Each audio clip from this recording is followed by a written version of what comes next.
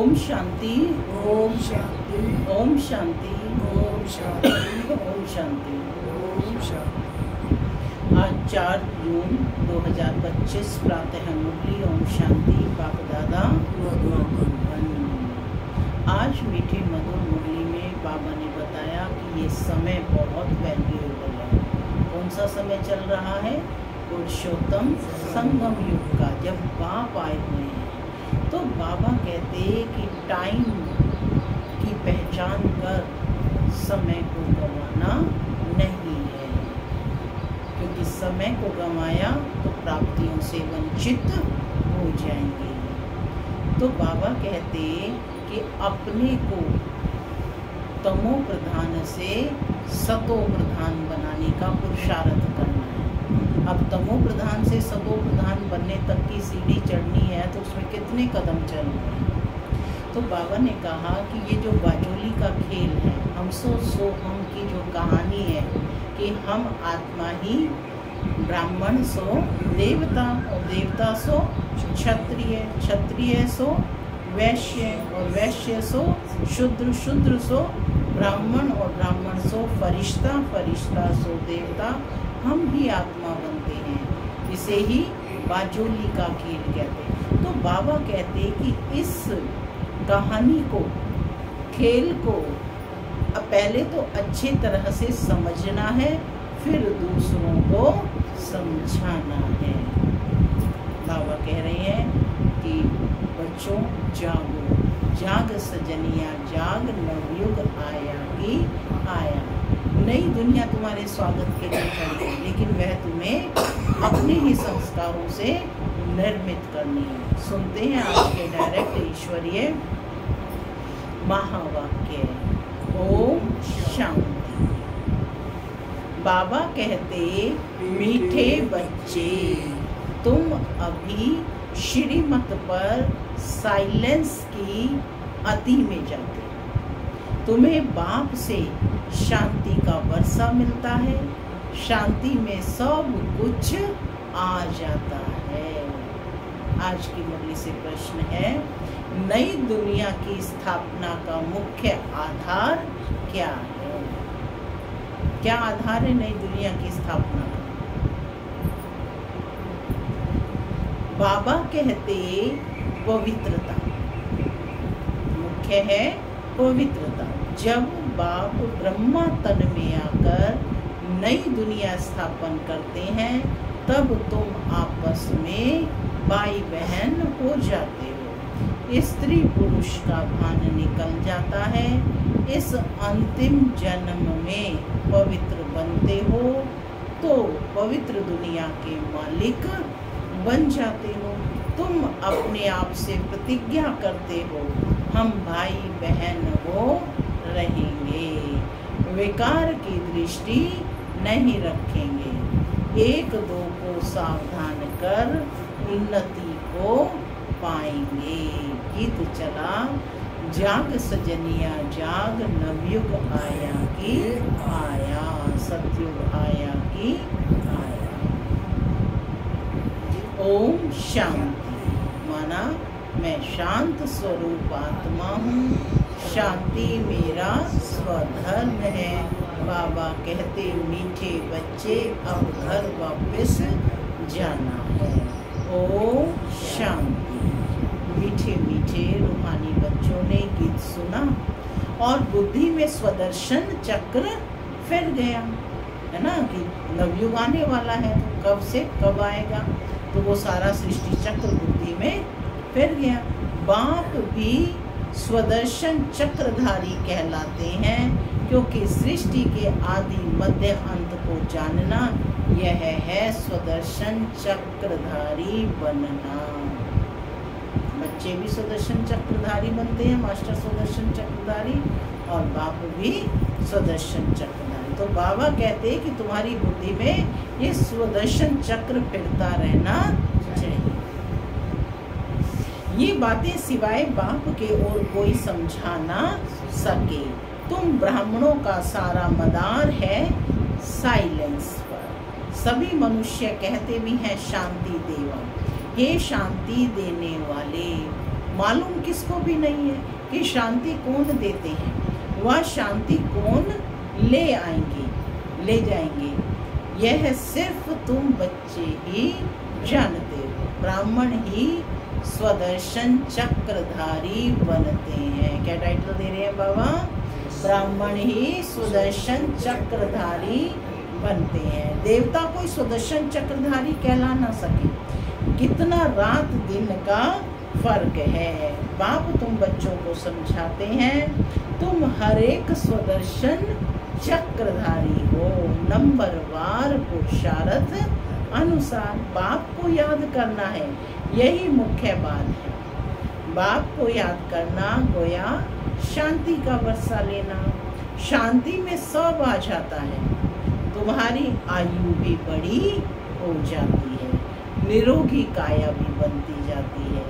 सिवाय बाप के और कोई स्वदर्शन चक्रधारी बना ना सके। आत्मा ही बनती है। बाप भी है क्योंकि सृष्टि के आदि मध्य अंत का ज्ञान है। गीत भी सुना। कौन सा गीत सुना? जाग सजनिया जाग की नवयुग आया किया है। अब नई दुनिया बाबा कहते स्थापन हो रही है। गीत तो मनुष्यों ने ही बनाए हैं। बाप बैठ सार समझाते हैं।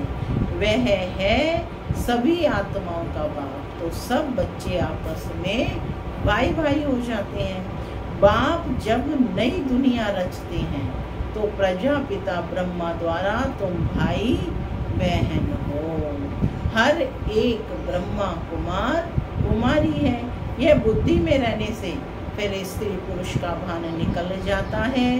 मनुष्य यह नहीं समझते कि हम भी वास्तव में भाई भाई हैं।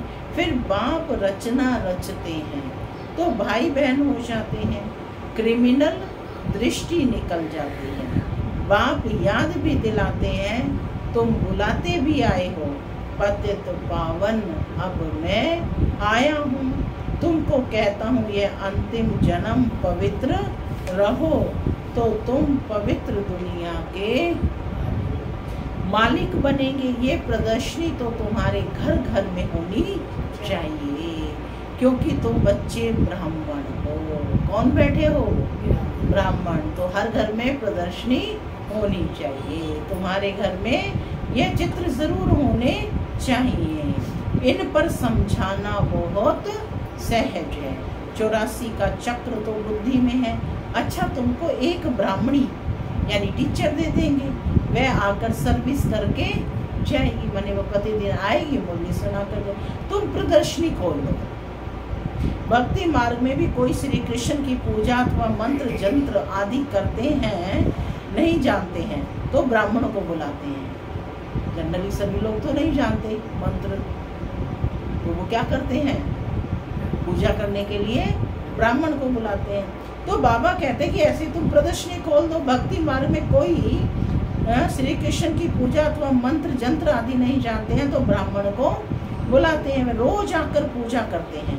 तुम भी मंगा सकते हो। यह है तो बहुत सहज। बाप ने प्रजापिता ब्रह्मा द्वारा सृष्टि रची होगी जरूर। ब्रह्मा कुमार कुमारियां बहन भाई बने होंगे। प्रतिज्ञा करते हैं कि हम भाई बहन होकर रहेंगे, विकार की दृष्टि नहीं रखेंगे। एक दो को सावधान कर उन्नति को पाएंगे। मुख्य है ही याद की यात्रा। वो लोग साइंस के बल से कितना ऊपर जाने की कोशिश करते हैं, परंतु बाबा कहते ऊपर कोई दुनिया थोड़े ही है। यह है साइंस में की अति में जाना। अभी तुम साइलेंस की अति में जाते हो। श्रीमत पर उनकी है साइंस, यहाँ तो तुम्हारी है साइलेंस। बच्चे जानते हैं आत्मा तो स्वयं शांत स्वरूप है। इस शरीर द्वारा सिर्फ पार्ट बजाना होता है। कर्म बगैर तो कोई रह ना सके। बाप कहते हैं अपने को शरीर से अलग आत्मा समझ बाप को याद करो तो तुम्हारे विकर्म विनाश होंगे। बहुत ही सहज सबसे जास्ती जो मेरे भक्त अर्थात शिव के पुजारी हैं उनको समझाओ। ऊंचते ऊंच पूजा है शिव की, क्योंकि वही सर्व का सद्गति दाता है। अभी तुम बच्चे जानते हो, बाप आए हैं, सबको साथ ले जाएंगे। अपने टाइम पर हम भी ड्रामा अनुसार कर्मातीत अवस्था को पाएंगे, फिर विनाश हो जाएगा। पुरुषार्थ बहुत करना है कि हम आत्माएं सतो प्रधान बन जाएं। बाप की श्रीमत पर चलना है। श्रीमत भगवत गीता कहते हैं, कितनी बड़ी महिमा है। देवताओं की भी महिमा गाते हैं। सर्व गुण संपन्न, संपूर्ण निर्विकारी, मर्यादा पुरुषोत्तम, अहिंसक। बाप ही आकर संपूर्ण पावन बनाते हैं। जब संपूर्ण पतित दुनिया बनती है तभी बाप आकर संपूर्ण पावन दुनिया बनाते हैं। सब कहते हैं हम भगवान के बच्चे हैं, तो जरूर स्वर्ग का वासी होना चाहिए। प्रजापिता ब्रह्मा द्वारा हम अभी भाई बहन बने हैं। कल्प पहले भी बाप आया था शिव जयंती मनाने।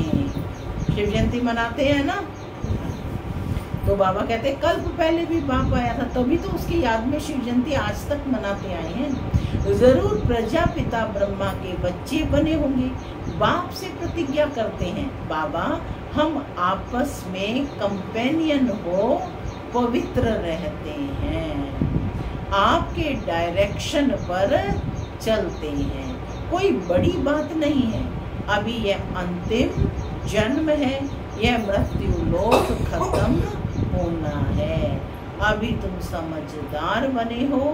कोई अपने को भगवान कहे तो कहेंगे भगवान तो सर्व का सद्गति दाता है। मुन्नी बहन क्या कहा बाबा ने? भगवान तो सर्व का सद्गति दाता है। अलर्ट होकर के बैठो। यह फिर अपने को कैसे कहला सकते हैं, परंतु समझते हैं कि यह ड्रामा का खेल है। बाप तुम बच्चों को स्वदर्शन चक्रधारी बना रहे हैं। बाप कहते हैं अब सर्विस में तत्पर रहो, घर घर में प्रदर्शनी खोलो। इन जैसा महान पुण्य कोई होता नहीं।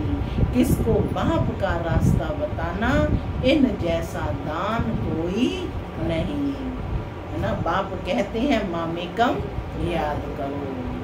माने गुणों का चित्र लगा होगा बिंदु रूप का, तो पूछेंगे ना, ब्रह्मा बाबा का, बाप दादा का चित्र लगा होगा, तो घर में जो भी आएंगे तो उनको आपे ही संदेश मिलेगा। वो पूछेंगे कि यह कौन है, ये चित्र क्यों है, क्योंकि ये दुनिया भी चित्रों से अलग है। तो कहते कि बाबा ने क्या कहा है, क्या करना है? घर घर में प्रदर्शनी खोलो।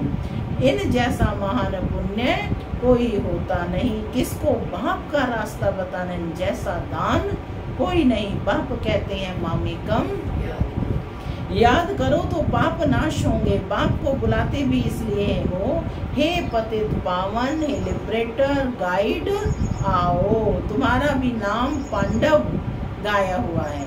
बाप भी पंडा है, सभी आत्माओं को ले जाएंगे। वह है जिस्मानी पंडे और यह है रूहानी। वह जिस्मानी यात्रा और यह है रूहानी यात्रा। सतयुग में जिस्मानी यात्रा भक्ति मार्ग की होती नहीं, वहाँ तुम पूज्य बनते हो। अभी बाप तुमको कितना समझदार बनाते हैं, तो बाप की मत पर चलना चाहिए ना।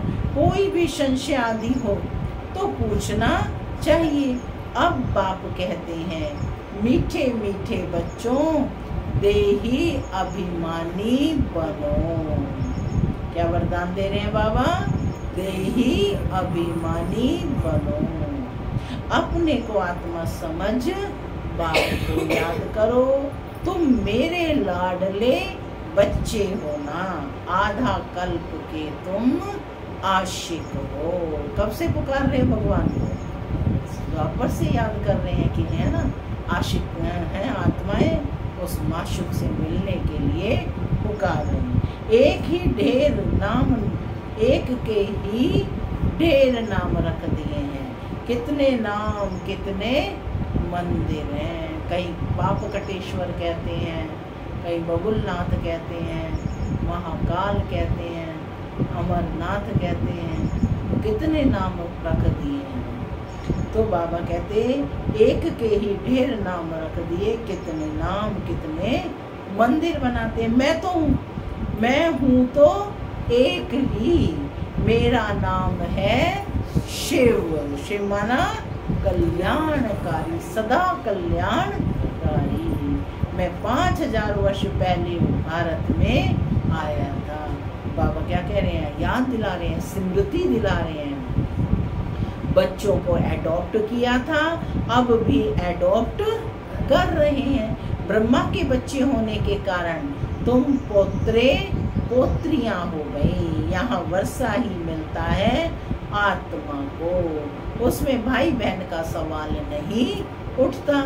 आत्मा ही पढ़ती है, वर्षा लेती है, सबको हक है। तुम बच्चे इस पुरानी दुनिया में जो कुछ देखते हो, यह सब विनाश को पाना है। महाभारत लड़ाई भी बरोबर है। बेहद का बाप बेहद का वर्षा दे रहे हैं, बेहद की नॉलेज सुना रहे हैं। कौन सी है बेहद की नॉलेज? सृष्टि के आदि मध्य और अंत का ज्ञान, यह है बेहद की नॉलेज। तो त्याग भी बेहद का चाहिए। तुम जानते हो कल्प पहले भी बाप ने राजयोग सिखाया था। राजस्व अश्वमेध यज्ञ रचा था। फिर राजाई के लिए सतयुगी नई दुनिया जरूर चाहिए। पुरानी दुनिया का विनाश भी हुआ था। 5000 वर्ष की बात है ना। यही लड़ाई लगी थी जिसमें गेट खुले थे। बोर्ड पर भी लिख दो, स्वर्ग के द्वार कैसे खुल रहे हैं, आकर समझो। तुम नहीं समझा सकते हो तो दूसरे को बुला सकते हो, है ना। दूसरे बहन भाइयों को बुलाओ, दीदियों को बुला करके सेवा कराओ। माने खुद नहीं समझा सकते तो प्रदर्शनी खोल दो और सेवा के निमित्त बाबा कहते तुम्हें ब्राह्मणी मिल जाएगी। फिर धीरे धीरे वृद्धि होती जाएगी। तुम कितने ढेर ब्राह्मण ब्राह्मणियां हो, प्रजापिता ब्रह्मा के बच्चे। वर्षा मिलता है एक शिव बाबा से। किससे मिलता है वर्षा? शिव बाबा से। क्या वर्षा मिलता है निर्मला बहन? सुख, शांति, पवित्रता और संपन्नता का सब कुछ तो मिल गया।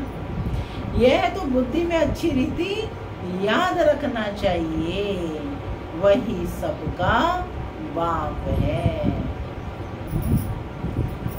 हम ब्राह्मण सो देवता बनते हैं। हम ही देवता थे, फिर चक्र लगाया, अब हम ही ब्राह्मण बने हैं, फिर विष्णुपुरी में जाएंगे।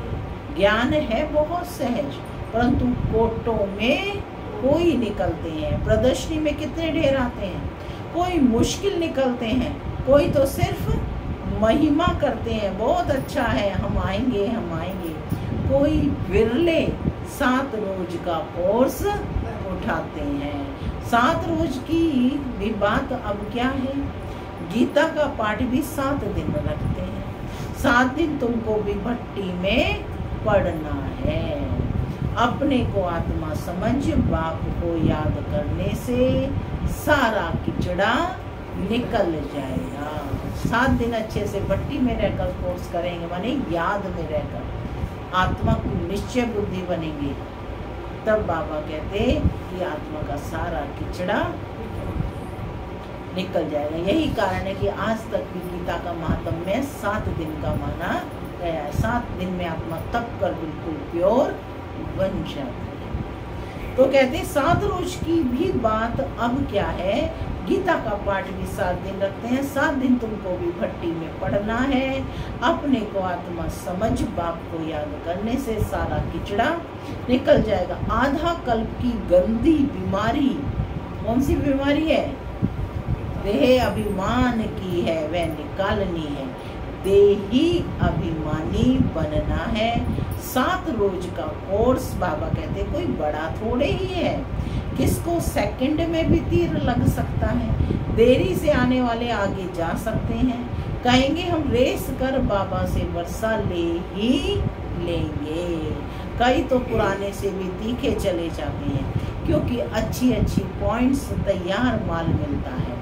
प्रदर्शनी आदि समझाने में कितना सहज होता है। खुद नहीं समझा सकते हैं तो बहन को बुलाएं, रोज आकर कथा करके जाओ। 5000 वर्ष पहले लक्ष्मी नारायण का राज्य था, जो 1250 वर्ष चला।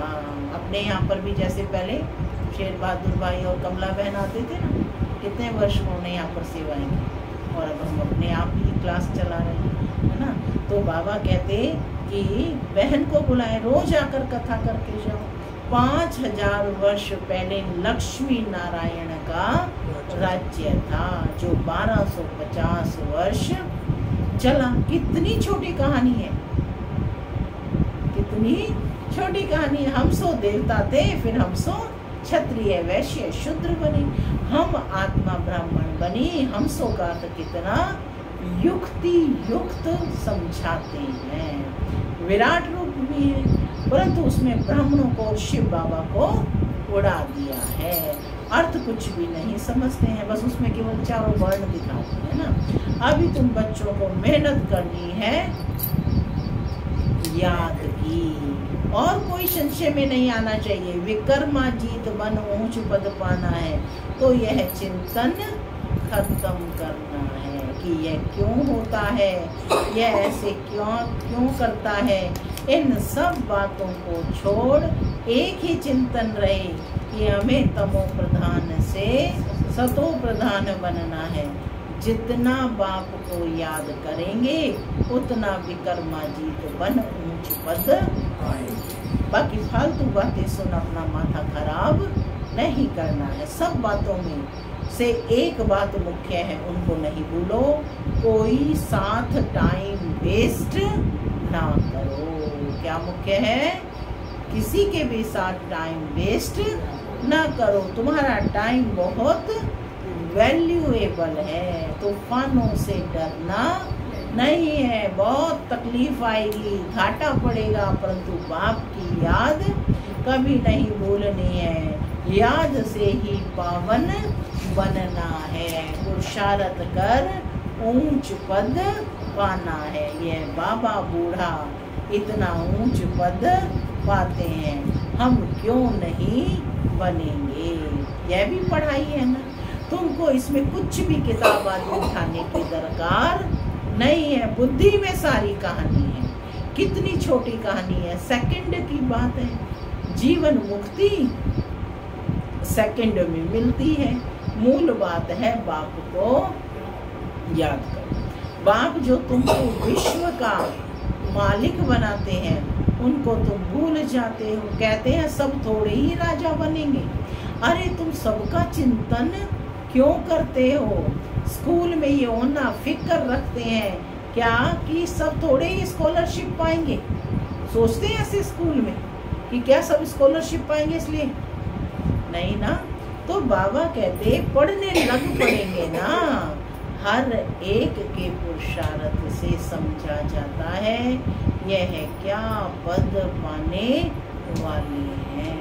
अच्छा, मीठे मीठे सिक्की लदे बच्चों प्रति माता पिता बाप दादा का प्यार और गुड मॉर्निंग। रूहानी बाप की रूहानी बच्चों को नमस्ते। हम रूहानी बच्चों की रूहानी माता पिता बाप दादा को प्यार नमस्ते नमस्ते। सदा रहो हंसते, बनो फरिश्ते। धारणा के लिए मुख्य सार पहला, यह समय बहुत वैल्यूएबल है। इसे फालतू की बातों में गंवाना नहीं है। कितने भी तूफान आए, घाटा पड़े, लेकिन बाप की याद में रहना है। दूसरा, तमो प्रधान से सतो प्रधान बनने का ही चिंतन करना है, और कोई चिंतन ना चले। हम सो हम की छोटी सी कहानी बहुत युक्ति से समझनी और समझानी है। आज का वरदान है, मगन अवस्था के अनुभव द्वारा माया को अपना भक्त बनाने वाले मायाजीत भव। मगन अवस्था का अनुभव करने के लिए अनेक अपने टाइटल व स्वरूप, अनेक गुणों के श्रृंगार, अनेक प्रकार की खुशी की, रूहानी नशे की, रचता और रचना के विस्तार की पॉइंट्स, प्राप्तियों की पॉइंट्स स्मृति में रखो। जो आपकी पसंदी हो उस पर मनन करो तो मगन अवस्था सहज अनुभव होगी। फिर कभी परवश नहीं होंगे। सदा माया सदा के लिए नमस्कार करेगी। संगम युग का पहला भक्त माया बन जाएगी। अब जब आप मायाजीत मास्टर भगवान बनेंगे तब माया भक्त बनेगी। जब आप मायाजीत मास्टर भगवान बनेंगे तब माया भक्त बनेगी। स्लोगन है, आपका उच्चारण और आचरण ब्रह्मा बाप के समान हो तब कहेंगे सच्चे ब्राह्मण। अव्यक्त इशारे आत्मिक स्थिति में रहने का अभ्यास करो। अंतर्मुखी बनो। याद में रहने का सहज साधन है प्रवृत्ति में रहते परवृत्ति में रहना। परवृत्ति अर्थात आत्मिक रूप। ऐसे आत्मिक रूप में रहने वाला सदा न्यारा और बाप का प्यारा होगा। कुछ भी करेगा लेकिन ऐसे महसूस होगा जैसे काम नहीं किया लेकिन खेल किया है। यह रूहानी नयन, यह रूहानी मूर्त ऐसी दिव्य दर्पण बन जाएगी जिस दर्पण में हर आत्मा बिना मेहनत के आत्मिक स्वरूप में रहेगी। ओम शांति।